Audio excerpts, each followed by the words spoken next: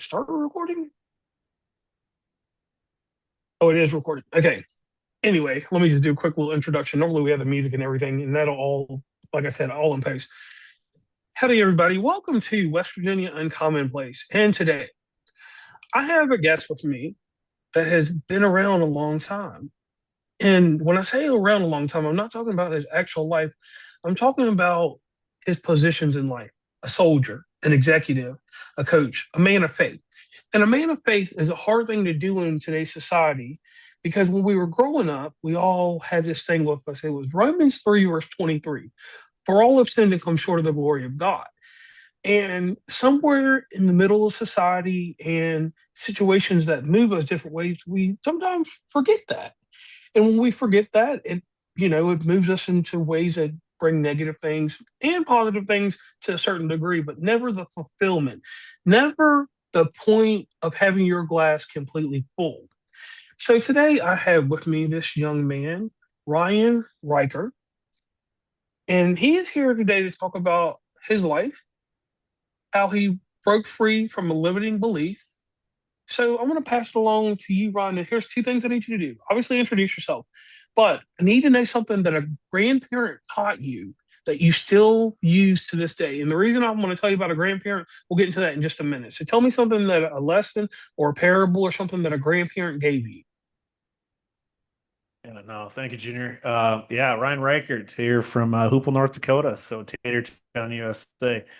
I would think back to my grandmother making sure that she say please and thank you. It's this dynamic of kindness that I teach today, and it's the six-step method to transform our lives. And it looks like this: you smile, we make some eye contact, you say please, you say thank you say excuse me, I'm sorry, and you repeat that all day long. And we literally have the butterfly effect that turns this upside down world into a kind place. And we can all just do that. It's that simple. Please and thank you. And a smile goes a long way. And the reason I like that is because that teaches two things there. You learn common decency, that's one thing, and you learn an advocacy that's a dying art. People don't say please and thank you. Some people they will find ways to circumvent, and I like that. So, depending on how you feel about your grandparents, if they're no longer here or if they are here, some way you can give them their flowers because it's still inside of you. And that right there is one thing that I like to hold strong to because we have parents, but it's always the grandparents that put something in us. I've noticed in the last 20 or 30 people I've talked to that stays with us a little bit harder because it's something that's put in our infancy, in our very beginning. Even though we have our parents or whatever, or whoever you have raised you, it's those grandparents that instill something in you that just, it's on your face, like you said, and it's with you every day. So thank you for that. Now, I mentioned earlier you are and have been a soldier, an executive, a coach, and a man of faith. When you look back, what moment or what season most clearly shaped who you are today? Yeah, I'd say the dynamic could probably be in a soldier. I mean, it was 23 years of service. Um, I was on the Thank dark you. side. Thank you. On the dark side, so I was an officer. I did ROTC in college, and then spent my entire career in the infantry. So, I mean, there was a lot of, I think probably growing up though too, like feeds into this a little bit. Like my father was in Vietnam, and his father was in World War II, and my other grandfather was in World War II as well. So, from not like the Lieutenant Dan side of Forrest Gump, where we're needing to fall and die in battle, but really seeing that discipline and that teaching and the training side of life. And that goes like for wherever I think we all come from in possibly certain seasons of our life, just like, as we look at it. But the military was certainly the longest stint of discipline, training, execution under one umbrella when I think back to it. And I think that is where I take a lot of my tools today that I coach and teach from. And then it's just the rest of it is the stories that come in and out of it, or the different people that you come across in time and space, which allow you to, have some formidable it's at the end of the day what it is. I'm a storyteller, and just have some practical examples to use along the way. Okay, and I like that. Now, a question that I have for you, going through all these cycles and everything, what made you at some point realize that your beliefs were limited? Like, what happened in your life to let you know that, hey, I'm not completely going beyond myself. I'm not believing, I'm not seeing and moving in an area that makes me vast. What made you know that you needed to break free from limited beliefs? And what made you have these limited beliefs? Yeah, I mean, it's interesting. I mean, we kind of talked before we hit record. Just, I grew up Catholic. I married a Lutheran. And Whoa. 2 years ago, when I sobered up, I learned that we all should just maybe follow Jesus Christ and the rest will work itself out. And when I talk about limiting beliefs, it's just that for me, I thought I could control everything. And the dynamic was see if I have anything here. The tighter you hold on to something, it slips out of your hands, right? So I realized that I wasn't in control of anything. I thought I was. And really, that dynamic is in my surrender today and how I execute life is where I'm completely fulfilled, knowing that the way that life's worked out for me, I couldn't have orchestrated it in such a way because I was always trying to hold on to the idolatry side of life, the materialistic things, big house, fancy cars, lots of money, all the stuff that doesn't fulfill yourself in life because you can have more of anything. Really, at the end of the day, if you're lonely, you're still going to be lonely. And it's one where, finding Jesus Christ for me and sobering up, two greatest things that could ever happen to me. All right, now, where did you find your breaking point in having to sober up? Because I'll give you an example here. In my early years, growing up, I'm from rural Virginia. Growing up in Virginia, like we were exposed to things that you shouldn't have been exposed to at like 16 to 21. So I had to think the drinking stage and not like high drugs or anything. I smoked a little marijuana here and there, but I had my party time from 16 to 21. So I know that sounds pretty bad, but by the time I was 21, getting ready to finish college, I already knew that, hey, I can't use this as a crutch. I know that if I'm going to do things right, yeah, I did turn into an addiction with caffeine. Obviously, a lot of people do that. And that was a lot of soda and maybe a diabetic 20 years later.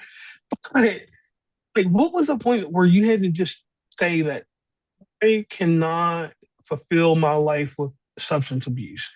What can I do to replace this substance because I really don't need it? Yeah, I mean, for me, I mean, I started drinking when I was 12. All right, so So yeah, it, you know that. yeah. And so I mean, I was in the alcoholic business, so the alcohol business for 33 years. I didn't sober up till I was 45. And it's one of those where I think as I reflect today, I was running from the dynamics of not wanting to be like my father. A recovering alcoholic. He's, March, God willing, he'll have 41 years of sobriety. And that's pretty impressive growing up in a community that's, 400 people and you're one of the few that, are able to put the drink down and, try to work on yourself and grow.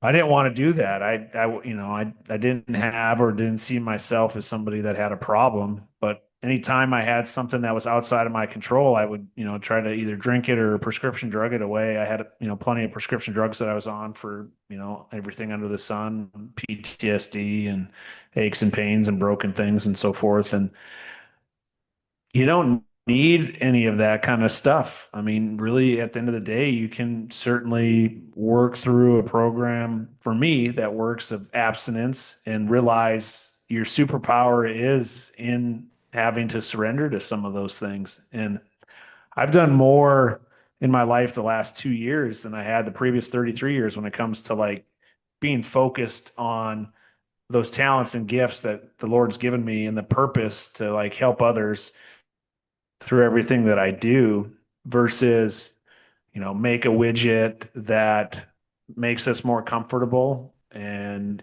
so on and so forth at a factory and, creates debt and everything else. I mean, so it's just a different perspective to look at life.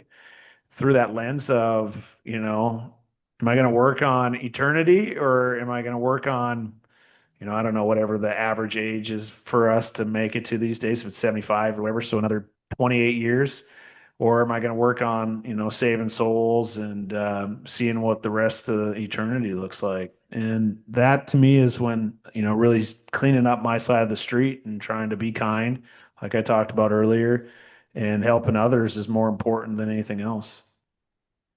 Okay, and I like that.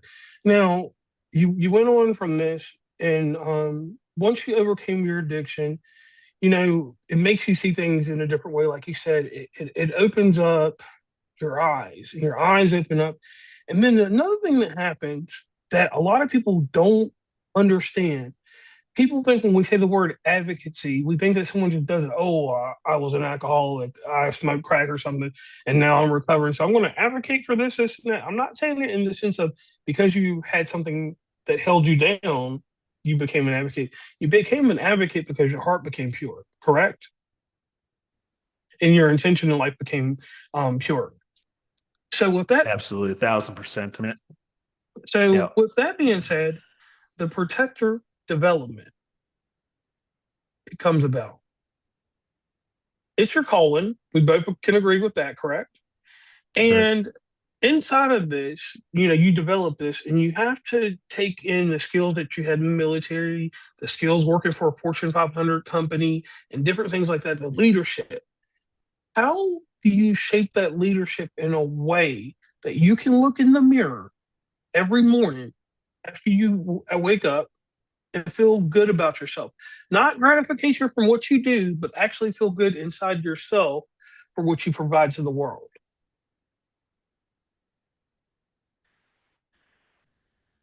Yeah, I mean, I've taken it under like I call it your three daily wins, and it's the dynamic of a physical, a mental, and a spiritual win. And I say you do between 5 and 9 to lock in your 9 to 5, and that dynamic is where I get right with the Lord because I read my Bible and I pray and meditate as my mental and spiritual wins. So no matter what, like you win. And it's not about winning or losing in life. It's about creating a standard that you won't deviate from. Like those are the three things that I'll do every day, no matter what. The rest of the day doesn't matter. Like the rest of the day will come and go. But as long as I do those three things, like I can always look at myself in the mirror and achieved, what I was awoken, I guess, to execute. And sometimes that's wild because before I'd want to be comfortable, lay in bed, hit snooze, not be held accountable for, this vessel that I'm currently in here on earth, where it's, what are you going to do? How are you going to take care of yourself? And it's by doing that. It's by getting up and, not allowing, the sin of sloth to take over where you just lay in bed because it's warm and comfortable. The dynamic of continuing to grow and what you read. I've every day I feel dumber because like I'm finally taking on like personal growth every single day. It's not a goal to read. It's like it's a growth mindset, so it never stops. And that to me is something where you couldn't get me to read a book in the military unless it was like, hey, you need this certification to do this or get promoted or whatever it may be. And so from that side of the street, like I wouldn't read something unless I absolutely had to. And now I do it knowing that like I don't know everything and I just yearn to know more about the things that I don't. And that in itself allows me, every day to realize I can look in the mirror and go, I'm doing right by, you know, do we freeze up? No. Okay. So we're good to go. No, but anyways, knowing that, like when I look in the mirror every day, I'm right. Because it's just this dynamic of doing the right thing. You wake up, it's not like, oh, it's 4 o'clock in the morning. I don't have to get up till 6. It's like, no, get up and go do what you're gonna do at 6. You got 2 more hours like to get stuff done today then. And so to me, it's just really changed my perspective in life. Because before the way I perceived life was flawed. It was from a lens where it just when I look back on it, it doesn't make sense at all that you take all those things for granted, all that talent, all that purpose. Okay. I like that. I like that. Now, going deeper and deeper into this, protector leadership. I need you to walk me through what its meaning is today in this world and for men, because as men, our mental health, and me and you both know, across a stretch of, let's just say it like this, we were taught to be Ford tough, but a lot of us were built like Chevys and Dodges. And being built that way, and you know exactly what I mean, being where you're from and where I'm from, different landscapes, but you get the truck analogy or Right. comparison there. We were taught that we're not supposed to emote. We're not supposed to have purpose or feeling towards our mental health, and our faith is supposed to be blind. We were always taught to what's the best way to put this and not sound really out of the way? We were taught to, well, at least I was taught. I'm from Jerry Falwell area in Lynchburg, Virginia. I was taught to profess my faith to you, right? But when I professed my faith to you, I didn't have to give you an example. All I had to do was say, "There's the Bible." That's how I was taught personally, and I don't know how anybody else was taught, but we were taught. I profess the faith to you that way. That's the way I witness to you. I don't listen to witness to you from a true personal account that's tangible. And I know at some point, even at 15 to 18 years old, when I was doing that, in between the time, I went to Appalachian State down that way, but went somewhere up that way and doing things, nobody truly held on to me or cared about my message. So this protector leadership that you have here, explain to me how it can help men navigate pressure, purpose, and faith. No, absolutely. I mean, it's kind of a double-edged sword when I think about that dynamic of understanding as men, we're supposed to provide, we're supposed to protect. And if you got issues, you don't talk about them. You stuff them, deep down in your rucksack and carry them around the rest of your life, even if it's going to tip you over. When I reflect on that, I can't see it that way today. I look at it, and the Icarus effect, one of the books that I wrote, the highs and lows of our emotions, we all have feelings, is, to become a man, you have to tell the truth. You have to live the truth. And you can't deviate against that. When I think about making a contract between yourself and the Lord, it's that true form of repentance that creates the change necessary to have that 180-degree shift, similar to, excuse me, to the last couple of years of my life, where you're going to come across people that are like, the guy was a demon before he found the Lord. I operated from a place of, training young men to go do bad things to bad people. And that, to me, if you operate in that darkness for years, what do you think happens to you? You stuff all that stuff away and don't talk about it. And then when you finally do talk about it, everybody just sees that evil and runs from it. And so what do? You face it.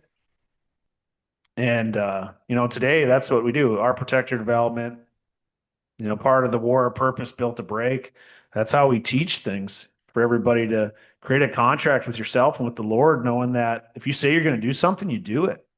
And when you do execute that, knowing that life's going to be hard, you're going to go through loss, but you can build yourself up in such a way that when you do go through it, you're not going to break. Like, you're going to just end up keep moving forward. Kind of like buffalo, right? I heard of buffalo. They don't run Yeah, from the storm. They run through it. It's the fastest way to get through a storm is to run through it. And true. that's exactly, like, the Lord doesn't want us to sit and pivot, turn around, I'll do all this stuff. Like, you don't need to look back. Like, you already knew where you came from, maybe destroyed all kinds of stuff in the wake of it. But you can get right. You can do better. I mean, I don't know. I'm a big Rocky fan, so I just think of all the time, you get knocked down. And, his old trainer, Mick. end up sitting there, you hear a little voice, Yeah. and he'll say, "Get up, you son of a bitch," because Mickey loves you. Right. That to me is where it all comes from as men. We got to, well, one, we have to be vulnerable. I mean, that in itself, this like manly, and not this, you're gonna get two sides of this one here. It's this dynamic of having the ability to like communicate with your partner, with people in your life, to ask for help. I mean, I struggled. I mean, it took me all the way the last couple of years of recovery to realize that like really asking for help, like really, really asking for help, where you're not in a good spot, like you're getting better every day, but you're still not really asking for help, like really, really asking for help. And that to me, I believe, is what the Lord puts us through to get to that point in complete surrender, to be able to forgive yourself because you've already forgiven others and trying to make amends with them. And that dynamic is where you just completely go, I can't do this. Like there's only one who can. And through our protector development and all the different tools and programs that we have, there's something for everybody to allow you to be part of a community, to ask for help and get the help that you need. And that to me is like the greatest thing ever, because I know there were people out there that, kind of like the dynamic of somebody jumps in the pit with you kind of thing. You're like, what the heck are you doing? How are we going to get out of here now? And the guy's like, I got out of here once, I know how to get out. And that's where we help each other. And it's pretty special when you see that today, how the ability to help others through that tough stuff, because you already went through it once, twice, three times, maybe. Now, one thing that is very nostalgic to this show is we do this thing called the shameless plug. Now, the shameless plug for you, I already know what that's going to be. That's going to be you're going to take them over to a nice website, correct? Sounds good to And what would that me. Yeah, website? we'll head on What would that over. website? What's that? What would that website be? It is ourprotectordevelopment.com. Now, when you head over to that site, the first thing that hits you, right? There is a book, The Icarus Effect. Hits you right there when you go to that website. Can you tell me a little bit about you being an author and how you developed your book series? Yeah, absolutely. I'll pull one off the shelf here. I've got a few things on top of it, but yeah, we got one here, the Icarus Effect. I don't know if we can see it, it's kind of blurry. Yep. But it started the day I received the final divorce decree. So it was around 30 December of 2024, I think. So a little over a year ago, probably by the time this comes out, maybe a year and a half ago. And I started writing the first book, God Only Knows When the Devil Comes for Your Second Chance at Life. I've been going through, a year of separation and divorce, about 13 months into my sobriety journey. I'd been laid off from that Fortune 500 job that you mentioned for about 5 months. And my mom was visiting for Christmas. And I had probably, a notebook full of notes through December that I'd been writing different things and, some of the stuff that I jotted down over time and space. And I went into the office and just started writing on a Word document. I don't know how many hours later it was, but I would say, I don't know, maybe 12,000 words. So probably like a 50 or 60 pages of the book done just that first day. And over the next couple of weeks, I really didn't know where things were going to go with it. And then Trilogy Christian Publishing, reached out to me and we started, finishing things up with them. I did a silent retreat with the Jesuits. It's a 4-day silent retreat in January of 25. So that's where the book came together. Over 4 days, we finished the book, just going to different directorates and just getting download after download. And coming out of that retreat, in the following 12 days, we wrote The Icarus Effect. And it takes you through. I'll just read a little bit out of the table of contents to get some flavor for Okay. what it's. It's who's this Icarus guy anyway? And for those of you who don't know from Greek mythology, Icarus is the son of Daedalus, and they're trapped in a labyrinth or in prison. And so his father makes wings out of feathers and wax, and so he could fly out of the prison. Uh, in life, basically, right? To remove yourself from the suffering and pain that you're currently in. But he said, Don't fly too high to the sun because it'll melt the wax and you'll perish, into the sea. And he said, don't fly too low because the feathers will get wet and you'll perish as well. It was a dynamic, right, of where your father is letting you know that, don't let your pride and ego get in the way of things as you fly too high with being promoted or making money or whatever that looks like. And, when you're having a bad day, it'll get better. This too shall pass, I believe they say. And so it kind of goes into the pen is mightier than the sword, the importance of emotional intelligence or emotional quotient versus intelligence, the power of humility, healing. How do we heal? What are we so afraid of? Harvard has it figured out. Self skills versus social skills. Is love an emotion or a feeling? It's just not that simple. The real 1% with a grateful heart. And then, are you sick? Remember to take your medicine.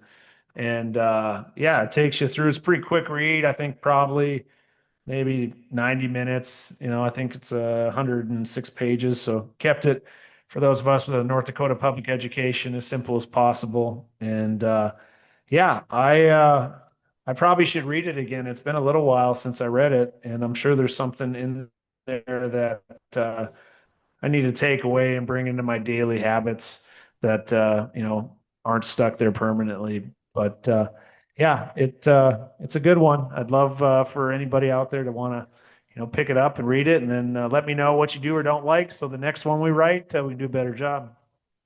Now, let me ask you this: where can people get this book in an efficient manner from you? Because anybody can go to Barnes and Noble, this and that. And it's the reason I say this because I do shows with authors just in a niche. And one thing that we all forgot about in school, and this is one thing I want anybody else to do: once you buy this book, take the ISBN from this book, go to your state capital library, request that book, and when you do that, listeners or anybody that's watching the video, your library in your state capital will order his book for every county in your state. And I know we all forgot about this when we were kids because it was one of the first things we were taught about in the library and the whole library card system. And even when you have a publisher and all these other people, they don't tell you this one thing because they want you to sell books and they want you to do very well with that. But they forget the one thing that we want your book immortalized somewhere. And if your book is immortalized everywhere, I come from the great state of West Virginia. There's only 1.5 million people here. But guess what? We have over 55 libraries. So by chance, when I head back to Charleston, West Virginia, I will definitely pick up your book and I will make sure that ISBN gets to the state capitol, our library commission, which, like I said, if you're at the state library, it's just a one and done deal there. And that's a way to immortalize someone's artwork and their work and their piece inside literature. So everybody in the audience that, like I said earlier, please do that because we need every piece of literature and everything in the world that can be helpful to one another out there in the good press so that we can see it. And that way, they're still purchasing it from you. And we know that it's embedded even in the smallest town in Mississippi or wherever, or as I like to say, it makes it to Toledo. Now, before we wrap everything up, I need to know a little bit more about you. We need to get personable real quick. So in my lifetime, I used to watch a news magazine on Friday nights, and this news magazine was something amazing. I'm telling you, it was very dynamic. It had John Stossel on there. John Stossel was the comedic relief. It had Elizabeth Vargas later on down the road, but it had Diane Sawyer on there. She was very poignant. She was probably the best journalist on there. But the lady I'm about to say, you got to give her credit because she is what the news was. Barbara Walters. Barbara Walters was on this show, and this show came on every Friday night. It was 2020. The thing about 2020 was it was always a great news magazine. I liked it just a little bit better than 60 Minutes because if Barbara Walters had a really good interview, it went on past 11 o'clock. It went into like 11:05 because they weren't going to let it take up for Friday night football in high school. But any other time, it could go on to 11:05. And when it did, you got something really good. Even at 11, you got some good things. But at 11:05, you knew you were doing something. Plus, as a kid, we were staying up a little bit later than we were supposed to. So I need to ask you right now, Ryan, are you ready for your 2020 questions? Let's go. All right, so here's your John Stossel question. Success. Success looks like almost anything. It could look like this furry little thing in my hand. Success could be anything, any type of object if you wanted to be. But someone like me and someone like you, We don't see success as a materialistic thing. We see something that's inside. So I need you to describe to me success, right? But I need to know success when you're 5 years old, 16, 21, and 38. Yeah. So 5, Yep. 16, 21, Yep. and 38. All Yep. right. Whew. What success when I was 5 looked like Halloween in my Spider-Man costume because I could still remember the picture that I had. So I was successful at 5. That's what it looked like at 5. Okay. 16 success for me personally was coming back from my knee injury because I would have been a junior in high school and making the, starting, both ways. Because we were 9-man football, North Dakota, little tiny school. So Oh, coming whoa. back from that knee injury, I had 3 surgeries that freshman year, and I came back my junior year playing football and making, both offense and defense starter. 21. Whew, 21. So let's see. I think I would have been a year before I joined the Army. So success at that point was graduating from college. I was getting married and yeah, getting ready to head into the Army and head to Georgia, head to Fort Benning, school for Okay. boys. So that was I mean, we're hitting success along the way. And then 38, boy, 38, 10, 9 years ago. Where was I 9 years ago? 17, 16, 17. I was leaving Hawaii. Just finished being Battalion S3, Battalion XO. So, like the operations officer and second command of a 750 person unit and, and family. We moved to Kansas. It's kind of a low point though, because it wasn't the dynamic where you got the next position. So I think like that was the moment in my life we want to talk about professional success where we were starting to talk about transition as a family and retirement 5 years down the road kind of thing. And I think at that moment, like my head was in the right place of like focusing on the family and everything else, but my where my heart was still stuck in the military and believing I needed to be a full bird colonel to have a successful military career. So I was almost like you pick that timing. It was like this shift of professional versus personal and like kind of fearful if we were to pinpoint some time in my life where you really see a break in dynamics and maybe where I really fractured my character and those feelings where I had gone really high and then really low very, very fast. And it was catastrophic. But when you say this type of 2020 question, I reflect on 2 things. It's kind of the question of who's your hero, kind of. And to me today, I'm my own hero because if I'm not in the flesh, anyways, this dynamic is like, where do I go? Because I know Jesus is inside of me. And so that is where I can go with, like, I'm my own hero because I know he's with me everywhere I go. And I love that. That was a great question of All right. picking 5, Now, 16, 21, and 38. let me tell you what happened in this, and you won't see it until you see the video. All right. You had a smile come on in between each one, even at the very last one. In the 38 one, you just got a crazy idea to write a book about your 38 year now. You know that, right? You literally just Yeah. had a brainstorm that, hey, I need to write a book about year 38. So keep that, and you might want to put that down on your notepad. But the crazy thing with the John Sussel question was this very simple thing. You smiled. Even though you had anguish at 38, you didn't notice that you were still smiling. You were like, this is my history. This is my lesson. This is what manifested. And I kept going. So that was the fun in that question. Now we're going to move on to an Elizabeth Vargas question because she's a little different. We're going to go to Diane Sawyer later. All right. Now we talked about success, right?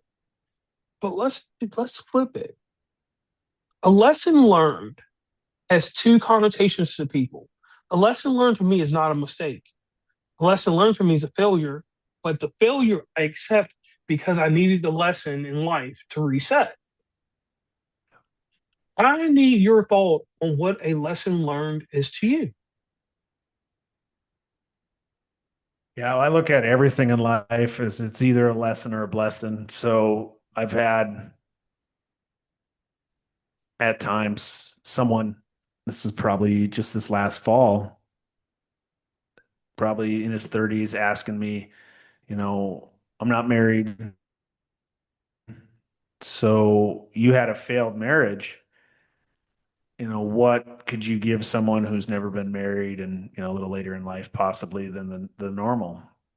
And for me, my first response to that was I don't believe it was a failure. I think it was a 23-year relationship that was the expiration date of it. And so there's lots of lessons in those 23 years. And then there's some amazing blessings when I think about our two beautiful children, all the memories that we had for so many years. And we were quite the team. I think back to how cool it was when every couple of years you'd have like the wish list, as we call it, would come out on like where you're going to move to next. And sometimes it could be like five choices, sometimes it could be 35 choices. And the kids was always either Washington State or Hawaii. And that was always one and two for them. And for me, it was always like, what was the position? What was the role? And then it'd be geographics. And I guess with all this is I can see both in every single thing that's happened to me. The successes I could see, the lesson and not be a blessing possibly because of it. And then I could see where someone would look at it as a failure or mistake and know that, like, just like you said, I think about in business today, some of the choices that are presented in front of you, and you're like weighing the pros and cons, and you pick one and it ends up being catastrophic in 60, 90, 120 days later, right? Was that a failure, a mistake, whatever it may be? It was like, absolutely not. It just knows that like I'm willing to make those type of decisions when it comes to seeing what's presented in front of you. Because what's if the other options like took you in the same way, great. Or if they took you to, greater success, but you wouldn't know till later on in life when you have similar things happen. I know now today, like I think of all the businesses that we've created over the last 14 months, and it's only through all the lessons learned in the last 5 years. So I think to me, it's all about, having the ability to reflect through each of them and take the good and the bad with the good. So I think you just have to have that perspective shift. I don't know if you've ever seen like there's like two guys staring, there's like a ball in between, and one guy's like, it's black, and you're like, no, it's white. And the teacher's like, take one step to the right. And they look and they're like, oh, you're right, it's white. Oh, you're right, it's black. And Yeah, so if we don't have the ability to adjust our perspective, everything's always only a failure and everything's always only a success. And today I see all of it all at once because I never get like this close to it anymore. I'm always like, okay, I can observe, I can see all of it, all the way around it. And then when I want to, I'll be like, okay, yeah. It's almost when I teach focus, the dynamics of a microscope, a pair of glasses, a telescope, and all of those have a different way of seeing something. And that I think is how we have to take on any situation, be it a success or a failure. true, true. And I like that. Now, Diane, for your question, this one's rough. So we've clearly defined success and we went into a connotation of failure. Now, winning. Winning is something that a lot of people perceive as a first place. And where I wrestled and stuff, I don't believe in second and third place because the second place is the first place loser. So winning to me has a totally different perspective. My thing is with winning is just a challenge. You challenge yourself and you achieved, like you said earlier, a standard. I don't care what the value is of the standard, but you get to a standard, you make a medium. That's a win for me. The stability of a medium. So, what is winning in your life?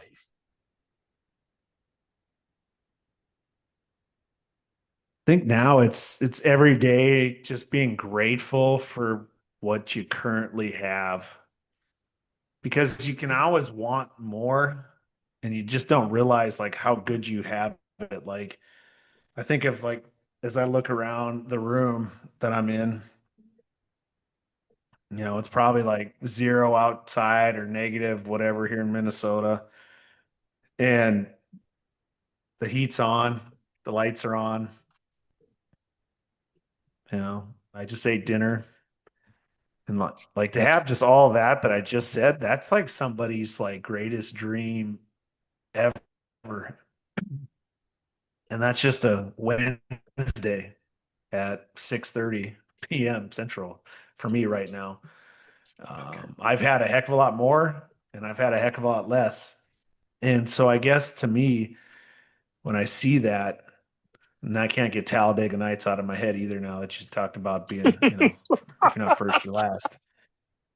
Yeah. But it's really realizing though, like where right now where I'm at is exactly where I'm supposed to be.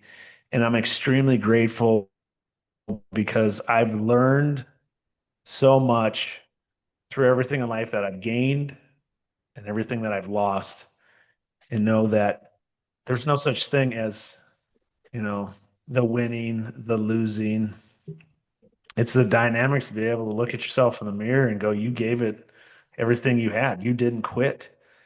And I was watching last night on Netflix, the Miracles. They did a documentary on the 1980 Olympic team. And, it hits home for me because a lot of those boys from Minnesota and so forth and grown up with their stories. And,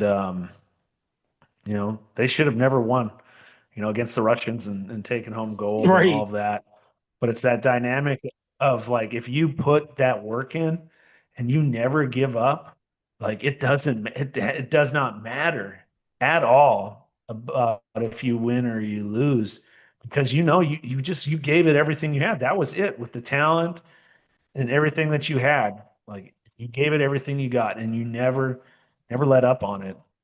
That's what I've learned today is that the dynamic of for me in my recovery that I can just.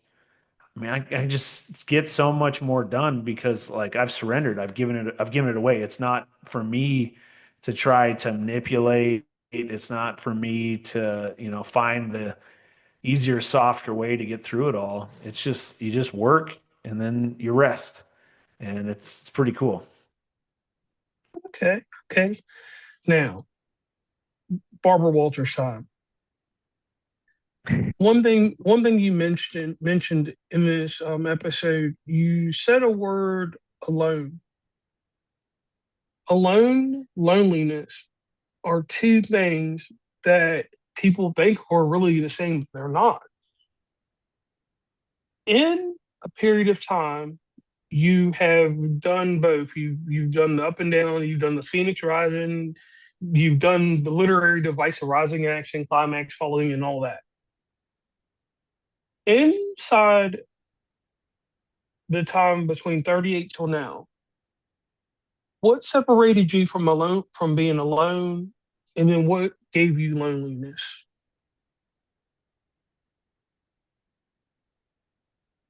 So the way I look at it is loneliness is a feeling where you put yourself into that position of being lonely.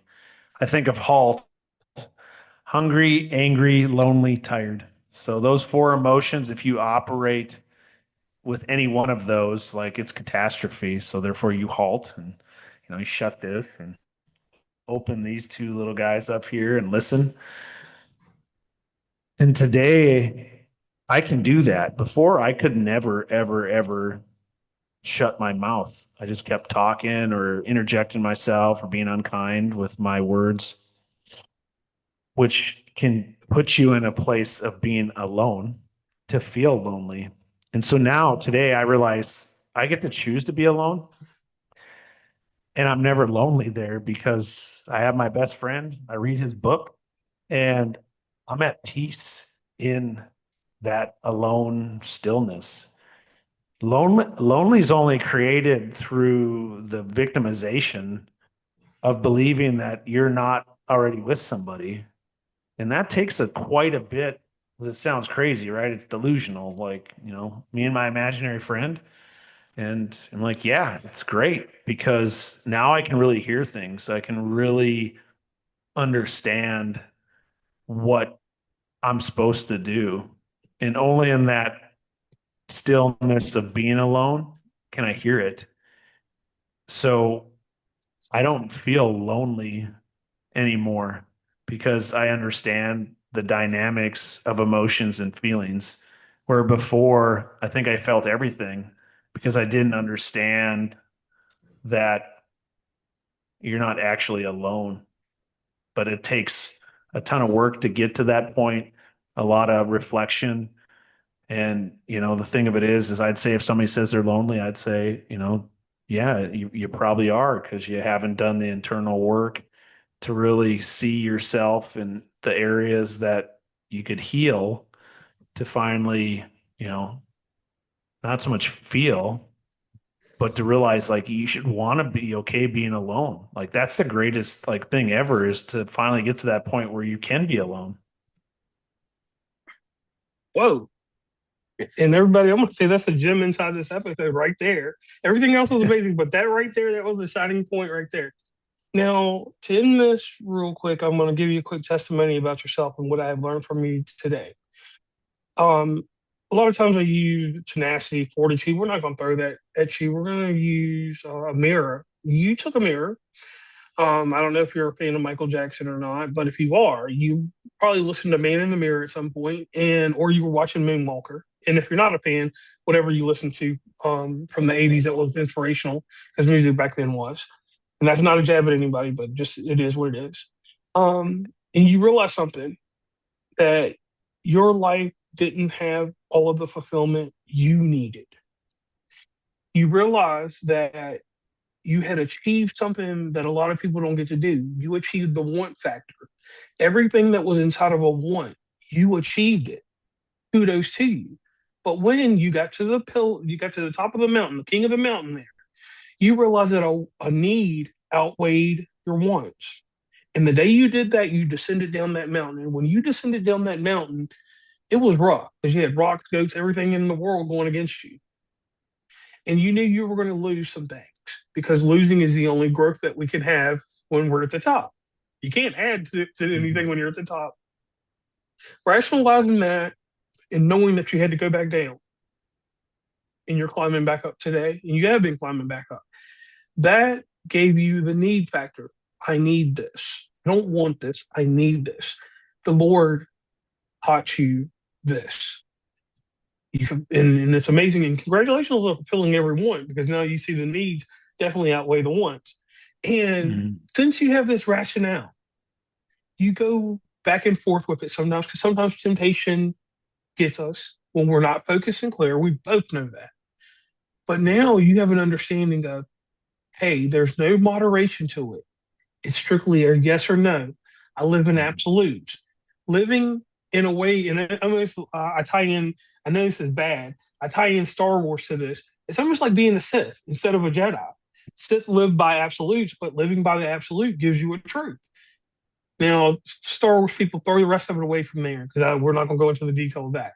But that's one thing we can agree with them. The absolutes that you've decided to live by define you now. Your family sees it, everybody around you sees it. And the negative entities don't like it, and you see it. And now you know that discernment that you didn't have 20 years ago, you got it now. And it's a pair of goggles you wear, almost like Moses Malone, but you're playing ball like Bill Walton now. Blazers time when he played for the Blazers. And you're knowing that this is a efficient way of living life. This is the mode and mean to who I am. This is why Ryan is here. I went from being Ryan Seacrest to Ryan Seacrest, Dick Clark, because he did make the transition. And now you live in a world that knows that there's going to be positive and negative things, and that life is not a linear expression. And knowing that life is not a linear expression is the hardest thing that we can do as a man, female, anything on earth. And we're all taught that life is supposed to be candy. We're supposed to have some bad, but it's only supposed to, move up and down. We're supposed to keep that linear expression most of the time. We're supposed to be able to have the algebraic expression to keep it linear. And we don't. We have to give it all up to the Lord. And for you to know that and for you to spread that to everyone else, I want to commend you. I want to say thank you for that because I'm glad it happened to you now and it didn't happen to you early because you may have fumbled. Or the worst thing, you could have mishandled it, like throwing a package on a conveyor belt and not caring where it goes. So your intention and your intent are amazing. I need you to keep those. When you wake up tomorrow, look in the mirror and be like, yeah, I'm looking good. Even though I'm in Minnesota and our football team's not that good, college or NFL. I'm sorry, but it's the truth, man. But the thing is, I'm still good out here in the frigid cold. My heart is warm. I'm warm. I'm in a warm place. And you being in that warm place is helping more people than you'll ever know. So I want to thank you for that. No, thank you.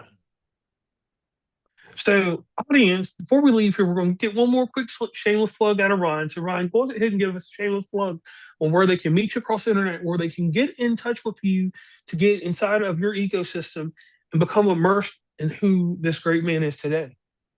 Yeah, no, absolutely. So I think let's see. Facebook, it's Army RT 1978. Instagram, it's Ryan T. Reichert, or maybe it's Ryan.T. Reichert. And if you're on LinkedIn, which I don't know, maybe not, it's Ryan Reichert 78.